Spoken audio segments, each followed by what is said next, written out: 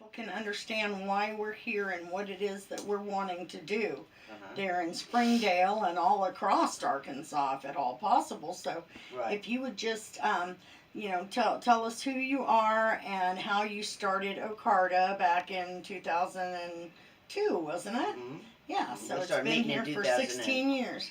Yeah, we started meeting in 2001. My first and foremost, I'm a woman in long-term recovery, and what does that mean is that I haven't had a drink or a drug since November 23rd, 1994. And I wish, that there was something like this when I was trying to do this deal, because I struggled. I didn't want to go to those meetings. I got in trouble with the law, of course, and relationships, and I ended up um, deciding when I went to those meetings, I thought that I was one of those people who were mentally incapable of grasping this thing called recovery. Now that's not what it says, okay, but that's what I heard.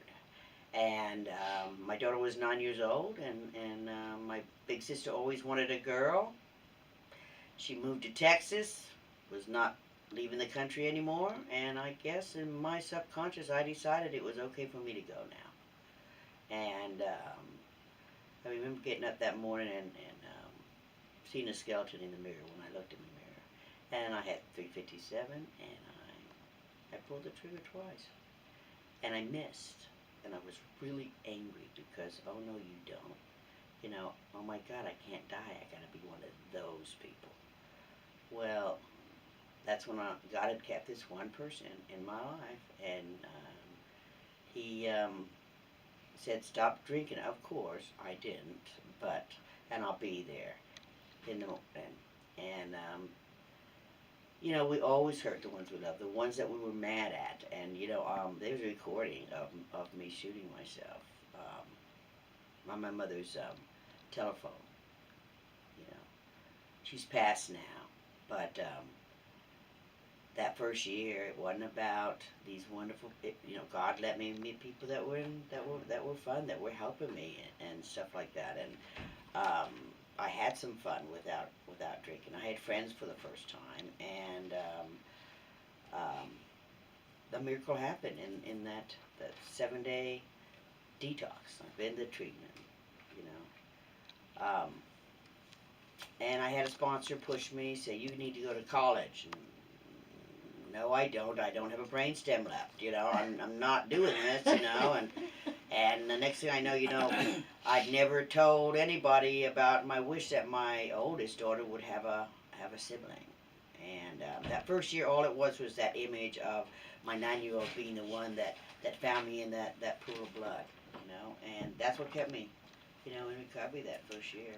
That's all it was that image of that 9-year-old being the one who found me, and a year later, that same, now 10-year-old was standing up at a podium, tears in her eyes, and telling me how proud she was of me, and handing me my 1-year medallion. And so that is something that kept pushing me.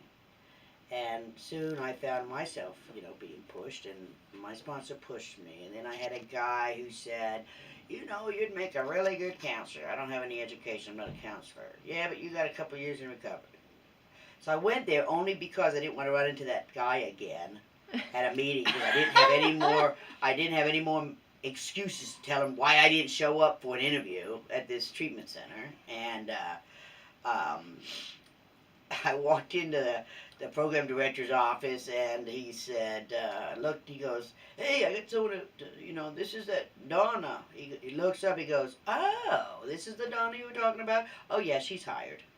I walked out there so livid, going, I didn't want a job. I liked my little welfare check, going to school full time. I was fine, and, well, the miracles happened. I always wanted to be an architect, and, but within that first semester, after I finished it, I went back and decided to become a counselor, and not only did that give me self-esteem and walking on there pinching myself going, I'm in college, oh my gosh, it also started teaching me about my disease. And soon I was in that office interviewing people. I became the program manager. And but the one thing that I always realized that these people had nobody and nothing when they walked out the door, you know. And the laws and the locking everybody up, and I mean, you know, and now what is it? 24 years later, everybody is well, the number one internationally for women incarcerated, number one in men incarcerated now. You know, it's been for women for a long, long time, and I'm seeing lost children, and this in this state, the big joke is that when you do the crime, you just don't ever stop doing the time, because once you get released, you can't get a house, you can't get a job, you know, all this stuff, and I noticed some of those things happening with individuals, and I remember, you know, just getting really frustrated. I was about 9 months. I'd been doing it about 9 months, and all these people I just knew were going to stay in recovery, and they were going to do this deal because they told me they would, and I was such a fantastic counselor, right? Yeah, with no education. Anyway, and then they were dying and stuff, and I remember going to the self-help group, and I said, how do you do it? And she'd been doing it for like 20 years. How do you do it? You know? I said, I'm going to quit. I'm not teaching these people nothing. They're not getting this, you know. And she said, you know what, Donna, I believe that everybody is touched by recovery at least 10 times, you know, before they ever get it. Mm-hmm. And I felt that there was a need to do a bigger touch, you know, and I found Faces and Voices. The executive director said, hey, we need an advocacy, you know, to help out. And the cool thing about it is that I get to be all those different touches today. $1,000 and a computer, a group of us that did some bylaws, you know, did a 501c, and didn't know what I was doing. Did interview for this job whatsoever. I was the president of that board, and I said, go out and find an executive director, right? Well, the money that I was offered, it was like they came back, the board members did, and said, Donna, you have to take the job. And I said, no, I don't. Didn't you interview people? And they said, yeah, but they don't want that little money. So, you know, I stepped up and I started doing it. I've made mistakes along the way. But the one thing that always held true was to do no harm, you know, and recovery first and do no harm. And that's not just for the folks that walk in that door. It's for the staff, the peers in this field that are doing this. They need to realize that they got to keep their recovery in check, you know, and they got to do no harm to themselves. And so I learned a lot of, you know, hard lessons along the way, but, you know, I'm not doing that, you know, first, second, third touch within the clinical settings. And the neat thing about this is that there's a lot of clinical settings, you know, or not enough. But in the community where they're living, when they leave those different settings, what is there for them? Nothing. Nothing. Who's not going to judge them? Everywhere they go, you know, they just know they have a DOC number on their forehead, you know, whether it be for a job or anything. And they know that I'm in recovery. Or, you know, there's almost like a stigma and a shame, you know, especially when you have no support within the community at all, you know, and it's hard to find. And there's so many pathways. It's just not the of course, very popular, you know, the AAs and the NAs and the DBA. I mean, all that stuff is really important. But what about that person that we're leaving, you know, at the door because they don't have the ability yet to accept that that's a meeting they have to go to? What about those people? Well, those are the medication-assisted treatment people.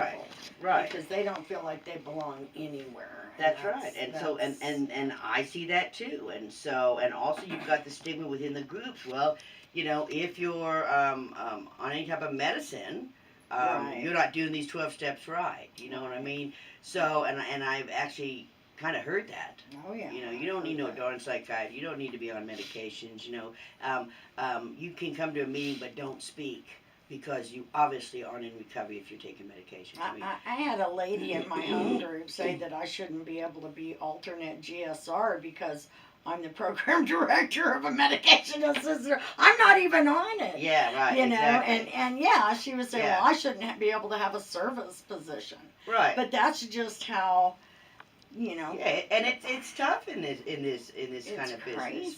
But you know what? It's okay.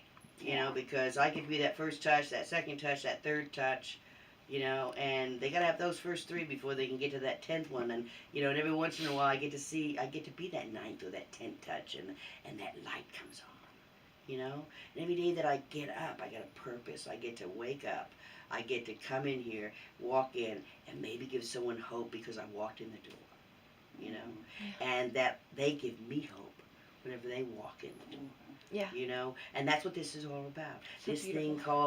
thing called recovery. This drop-in center. These peer recovery centers. It's about hope in their community where nobody else is giving it to them, and they deserve it. You know, And hope for their families. yeah. Yeah, hope for You their don't families. know where all to that. turn. That's right. So I mean, I'm just really excited about what I do, even 17 years later.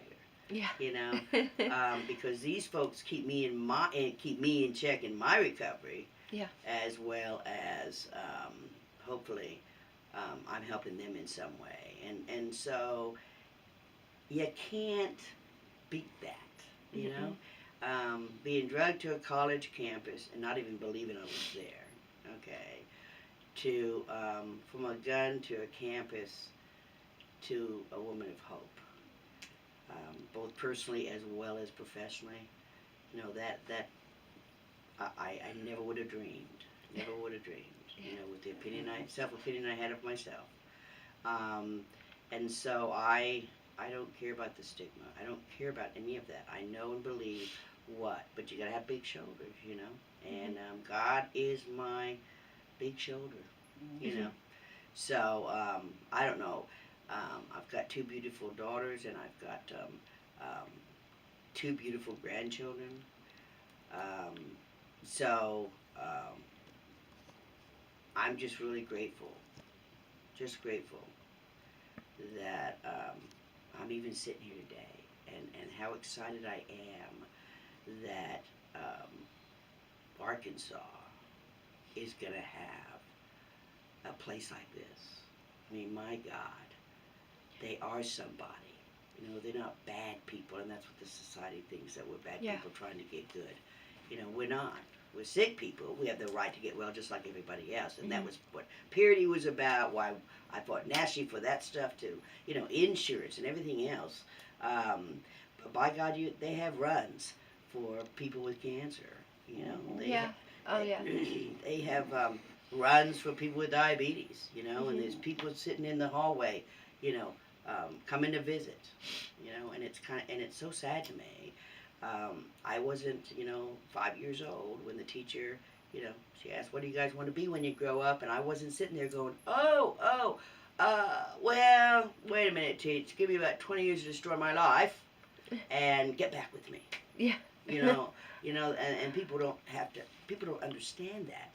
And I think when we put a voice on that and we tell folks that stuff, they begin to realize, and you have this opportunity in Arkansas to do that, man. And I'm so excited and grateful that I have any knowledge that I can give to make that go for you guys and get that message out, and people start realizing, yes, I am somebody, I do have a voice, and I do vote today, you know. And that's one of the biggest campaigns we had, was getting people to vote, getting education out there and saying, hey, you know what, because those little legislators kind of pull this thing out and see if you're really a registered voter, you know, and you know, I voted you in, I'll vote you out, you know, and they got to take back their capital, you know. People in recovery, their families, need to say, no more.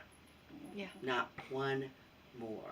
And that's been one of our mottos, not one more person should die from this horrible disease, you know. So, that's my soapbox. I'm so grateful I've met you. God led me to be able to help, and it's wonderful. I'm just so excited about the I'm gonna cry. possibility of having Yeah. something like